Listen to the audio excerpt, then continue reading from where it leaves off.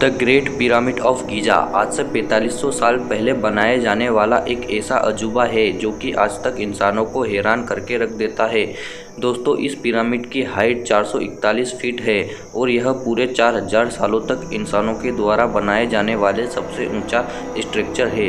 इस पिरामिड में इतने भारी पत्थर यूज किए गए हैं जिनका वजन 2 टन से लेकर 80 टन तक है, क्योंकि एक नॉर्मल हाथी के वेट से कहीं ज़्यादा होता है। इस पिरामिड का टोटल वेट 60 लाख टन है और वहीं दूसरी तरफ दुनिया की सबसे ऊंची बिल्डिंग बुर्ज खलीफा का वेट सिर्फ 5 लाख टन है, यानी कि बुर्ज खलीफा के वेट से भी 12 टाइम ज़्यादा। लेकिन आज से 4500 साल पहले बिना किसी रिसोर्स और टेक्नोलॉजी के एंशिएंट इजिप्शियन ने इतना बड़ा स्ट्रक्चर आखिर बनाया कैसे? आज इंसानों के द्वारा बनाई गई बड़ी बड़ी क्रेन्स को यूज करके एक 12 टन वजन पत्थर को मूव करने में ही हालत खराब हो जाती है। वहीं एंशिएंट इजिप्शियन ने बिना किसी व्हील के इतने बड़े पत्थर को मूव कैसे किया और इसके बढ़कर इस पत्थर को पिरामिड की टॉप तक कैसे पहुंचाया? तो आइए इस सभी सवालों के जवाब आज की इस वीडियो में जानते हैं। वीडियो में आगे बढ़ने से पहले अगर आप हमारे चैनल पर नए हैं तो चैनल को सब्सक्राइब जरूर कर दीजिएगा। दोस्तों, इन पिरामिड के कंस्ट्रक्शन में सबसे पहला जो प्रश्न हमारे सामने आता है वो ये है कि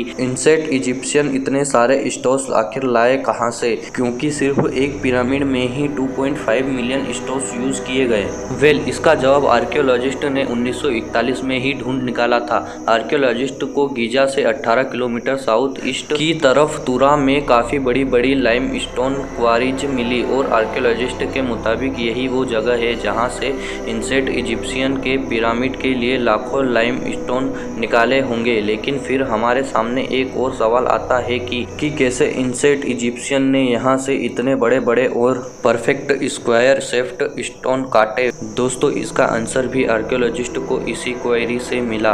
आर्कियोलॉजिस्ट को यहाँ खुदाई करते हुए 3500 साल पुरानी ब्रोंजा की चेसल मिली। जी हाँ, सिर्फ इसी एक टूल की मदद से एंशिएंट इजिप्शियन इतने बड़े बड़े स्टोन काटा करते थे। आर्कियोलॉजिस्ट के मुताबिक एंशिएंट इजिप्शियन को इन टूल की मदद से एक परफेक्ट स्क्वायर शेप स्टोन काटने में कम से कम 1 दिन लग जाया करता था। दोस्तों, अगर देखा जाए तो इन पिरामिड के कंस्ट्रक्शन में सिर्फ लाइम स्टोन की यूज नहीं हुआ, हमारी दुनिया का सबसे हार्ड पत्थर ग्रेनाइट भी यूज हुआ है।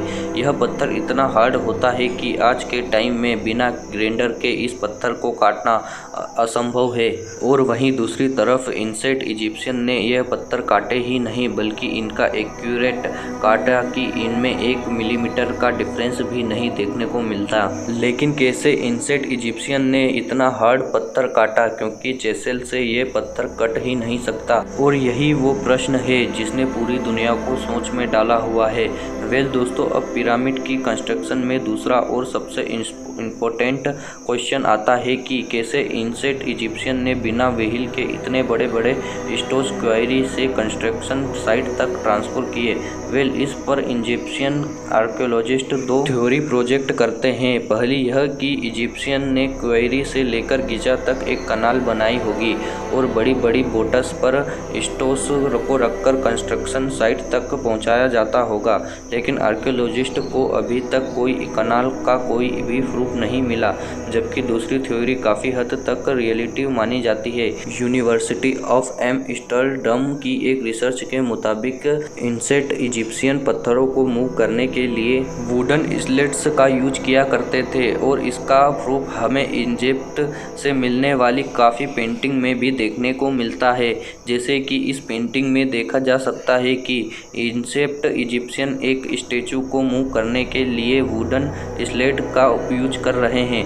लेकिन इस पेंटिंग में एक और चीज़ नोटिस करने वाली है, वो ये कि एक आदमी इस स्लेट के आगे पानी डाल रहा है। जब उन्होंने इस चीज़ पर एक्सपेरिमेंट किया तो उन्हें बहुत ही अजीब चीज़ देखने को मिली। एक्सपेरिमेंट के मुताबिक अगर रेत में एक खास अमाउंट तक पानी डाला जाए तो स्लेट और रेत में प्रेशर बहुत ही कम हो जाता है। इससे पत्थर को मूव करने में बहुत ही कम पावर लगती है। दोस्तों, थ्योरी के मुताबिक पहले पत्थर को स्लेट पर रखकर नाइट रिवर के किनारे तक लाया जाता था और फिर बोट्स पर लाद कर गीजा तक पहुंचाया जाता था और एक बार फिर से इस स्लेट पर रखकर पिरामिड तक ले जाया जाता है। वेल दोस्तों, पिरामिड की कंस्ट्रक्शन का तीसरा सबसे बड़ा क्वेश्चन आता है कि आज से 4500 साल पहले एंशिएंट इजिप्शियन ने बिना किसी क्रेन के इतने बड़े बड़े पत्थर पिरामिड की टॉप तक कैसे पहुंचाए। यही वो क्वेश्चन है जिसे आर्कियोलॉजिस्ट और रिसर्च की नींद उड़ा रखी है। और यही नहीं, पिरामिड की सबसे बड़ी मिस्ट्री भी है।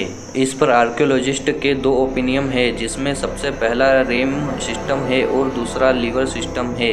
तो सबसे पहले हम रेम सिस्टम को समझते हैं। आर्कियोलॉजिस्ट के मुताबिक एंशिएंट इजिप्शियन ने स्टोस को ऊपर ले जाने के लिए एक बहुत बड़ा रैंप बनाया हुआ था और इस रैंप की साइड पर लकड़ी के पिलर लगाकर एक बहुत ही यूनिक पुल सिस्टम बनाया, क्योंकि आर्कियोलॉजिस्ट ने एक ऐसा ही पुल सिस्टम स्टोन क्वेरी से डिस्कवर किया है और इसी की मदद से पत्थरों को आसानी से ऊपर ले जाया जाता होगा।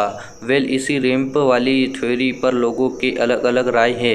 कईयों के मुताबिक ये रैंप स्ट्रेट नहीं बल्कि गिगजैग था, वहीं कईयों के मुताबिक ये राउंडेड था। तो रैंप वाली थ्योरी। अब बात करते हैं लीवर सिस्टम पर। आर्कियोलॉजिस्ट 1 टन से लेकर 3 टन वजनी पत्थर को ऊपर ले जाने के लिए लीवर्स का यूज किया करते थे, जैसा कि आप इस आर्ट वर्क में भी देख सकते हैं। इसमें लीवर की एक साइड में पत्थर रखा जाता था और दूसरी साइड पर पत्थरों के वजन के बराबर कोई चीज रखी जाती थी, जिससे पत्थर 20 फीट तक ऊपर फ्लिप हो जाता था। वेल दोस्तों, पिरामिड ऑफ गीजा की कंस्ट्रक्शन करीबन 20 सालों में कंप्लीट हुई और इसमें 20,000 मजदूरों ने काम किया। पर दोस्तों, यह थ्योरी 100% एक्यूरेट नहीं है, क्योंकि आर्कियोलॉजिशियन लैंग्वेज हायरोग्लिफी को डिकोड कर चुकी है। और यहीं पर आती है सबसे ज़्यादा हैरान कर देने वाली चीज़, क्योंकि आर्कियोलॉजिस्ट और रिसर्च को पूरी इजिप्ट में कहीं भी पिरामिड के कंस्ट्रक्शन के रिलेटेड कोई भी सिंगल वर्ड नहीं मिला।